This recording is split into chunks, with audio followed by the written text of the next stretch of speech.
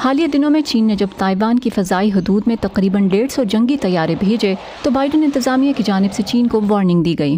یہ سرگرمی خطے کو غیر مستحکم کر سکتی ہے، اس سے غلط اندازوں کا خطرہ ہے اور یہ علاقائی امن اور استحکام کو نقصان پہنچانے کی ممکنہ وجہ بن سکتی ہے۔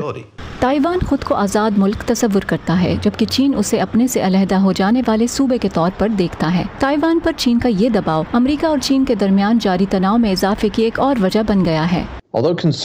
گو کہ یہ تشویشناک ہے تاہم میں نہیں سمجھتا کہ جنگ کا خطرہ موجود ہے۔ میرے خیال میں چین جنگ کو ہوا دینے میں دلچسپی نہیں رکھتا اور نہ ہی امریکہ۔ امریکہ تائیوان سے غیر سرکاری تعلقات اور دفاعی تعاون کو برقرار رکھنے کے ساتھ ہی ون چائنا پالیسی بھی قائم رکھے ہوئے ہے، یعنی تائیوان پر چین کے حق کو تسلیم کرنا۔ صدر جو بائیڈن نے گزشتہ ہفتے بتایا کہ ستمبر میں چینی صدر شی جن پنگ کے ساتھ ہونے والی اپنی فون کال میں انہوں نے امریکہ کے اس موقف کا اعادہ کیا تھا۔ ہم اتفاق کرتے ہیں ہم تائیوان معاہدے کی پاسداری کریں گے اور ہم نے یہ واضح کر دیا ہے کہ میں یہ نہیں سمجھتا کہ انہیں بھی اس معاہدے کی پاسداری کے علاوہ کچھ اور کرنا چاہیے۔ تاہم امریکہ چین پر یہ کہہ کر دباؤ بڑھا رہا ہے کہ اس نے جنوری 2020 کے اس معاہدے کی پاسداری نہیں کی جس میں بیجنگ نے 2021 تک مزید $20 کروڑ مالیت کے امریکی سامان اور خدمات خریدنے پر رضامندی ظاہر کی تھی۔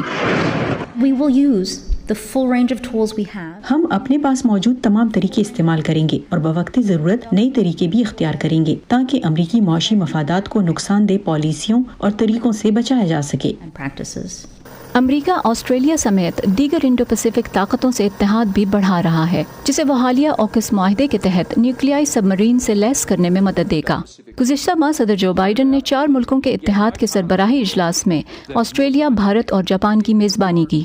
تاہم امریکہ کو ریجنل کمپریہنسو اکنامک پارٹنرشپ یعنی RCEP سے باہر رکھا گیا ہے جو 10 جنوب مشرقی ایشیائی ممالک اور چین سمیت 5 ساتھی ممالک کے درمیان آزادانہ تجارت کا ایک بڑا معاہدہ ہے۔ اس کے علاوہ وہ comprehensive and progressive agreement for trans pacific partnership یعنی CPTPP سے بھی باہر ہو چکا ہے جو اوباما انتظامیہ کے دور کا تجارتی معاہدہ تھا اور جس سے 2017 میں سابق صدر ٹرمپ نے علیحدگی اختیار کر لی تھی۔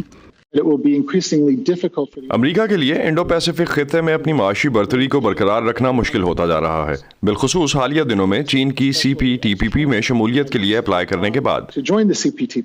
اس سال کے اواخر میں صدر بائیڈن اور چینی صدر کے درمیان ورچوئل ملاقات کی تیاری کی جا رہی ہے جس کا اعلان زیورخ میں امریکی نیشنل سیکیورٹی کے مشیر جیک سلیون اور ان کے چینی ہم منصب ژینگ شیچے کے درمیان ملاقات کے بعد کیا گیا۔